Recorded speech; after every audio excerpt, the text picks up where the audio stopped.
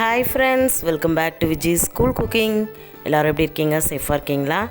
இன்றைக்கி நம்ம சேனலில் வெறும் 2 பொருள் வச்சு ஒரு சூப்பரான ஈவினிங் ஸ்நாக் குழந்தைங்களுக்கு ரொம்ப பிடிக்கும். இது பார்க்குறதுக்கே டிஃப்ரெண்ட்டாக இருக்கும்.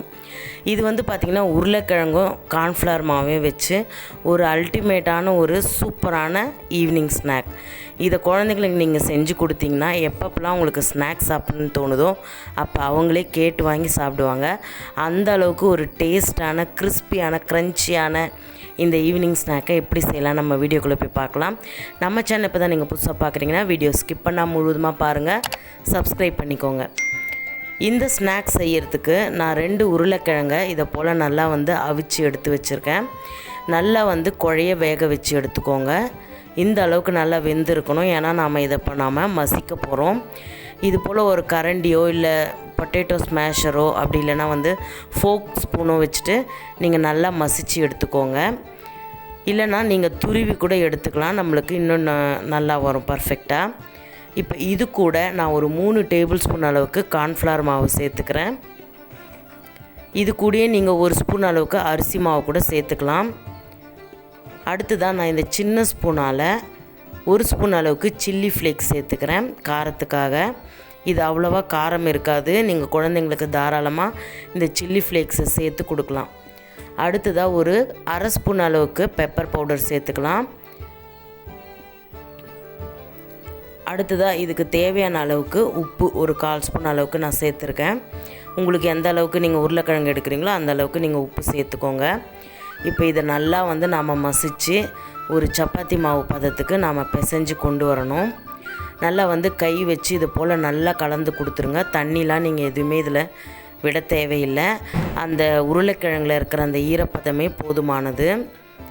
நல்லா இதை போல் நாம் உருட்டி எடுத்துக்கலாம். இப்போ பார்த்திங்கன்னா நம்மளுடைய ஸ்நாக் மாவு ரெடி ஆகிடுச்சு. இப்போ இதை வச்சு நம்ம எப்படி ஸ்நாக்ஸ் செய்யலான்னு பார்க்கலாம்.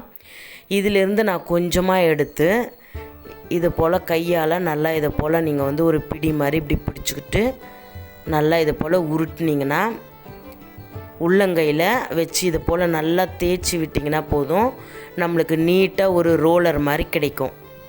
உங்களுக்கு இந்த ஷேப் வேணாம் அப்படின்னு நினச்சிங்கன்னா நீங்கள் குட்டி குட்டி பாலாக கூட நீங்கள் உருட்டிக்கலாம். உங்களுக்கு எந்த ஷேப் வேணுமோ நீங்கள் அந்த ஷேப்புக்கு நீங்கள் இந்த ஸ்நாக்கை செஞ்சு ரெடி பண்ணி சாப்பிடலாம். நான் இன்றைக்கி இதை போல் நீட்டாக இது போல் உருளையாட்டம் நான் செஞ்சுருக்கேன். எடுத்து சாப்பிட்றதுக்கு ஈஸியாக இருக்கும், பார்க்குறதுக்கு கொஞ்சம் டிஃப்ரெண்ட்டான ஒரு ஸ்நாக்காகவும் இருக்கும். இப்போ இதே போல் நான் எல்லா மாவையும் ஒரு பிளேட்டில் உருட்டி தனியாக அரேஞ்ச் பண்ணி எடுத்து வச்சிடுறேன். அடுத்ததான் நாம் இதை ஃப்ரை பண்ணணும். நீங்கள் இதையே அப்படியே ஃப்ரை பண்ணிக்கலாம், அப்படி இல்லைனா நீங்கள் இதை முட்டையில் டிப் பண்ணிவிட்டு ப்ரெட் க்ரம்ஸில் டிப் பண்ணிவிட்டு அப்படியும் நீங்கள் ஃப்ரை பண்ணிக்கலாம். நான் அப்படியே ப்ளெயினாக தான் நான் ஃப்ரை பண்ண போகிறேன். இப்போ ஒன்றா இதை போல் நீங்கள் போட்டு பொரித்து எடுக்கலாம். இது நல்ல ஒரு கோல்டன் ப்ரௌன் கலரில் வந்ததுக்கப்புறம் நீங்கள் எடுத்துடலாம். அதாவது இந்த சலசலப்பெல்லாம் அடங்கிடும்.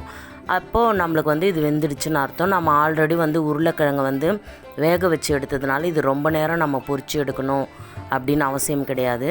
மீடியம் ஃப்ளேமில் வச்சுட்டு ஜஸ்ட் அந்த கலர் சேஞ்ச் ஆனதுக்கப்புறம் நீங்கள் எடுத்துடலாம். இப்போ நம்மளுடைய சூப்பரான பொட்டேட்டோ ஈவினிங் ஸ்நாக் ரெடி ஆகிடுச்சு.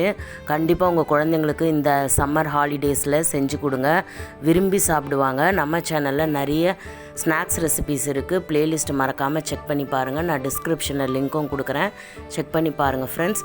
மறக்காமல் இந்த சம்மருக்கு உங்கள் வீட்டில் ட்ரை பண்ணிவிட்டு எப்படி இருந்துச்சுன்னு என்கிட்ட கமெண்ட்ஸில் ஷேர் பண்ணிக்கோங்க.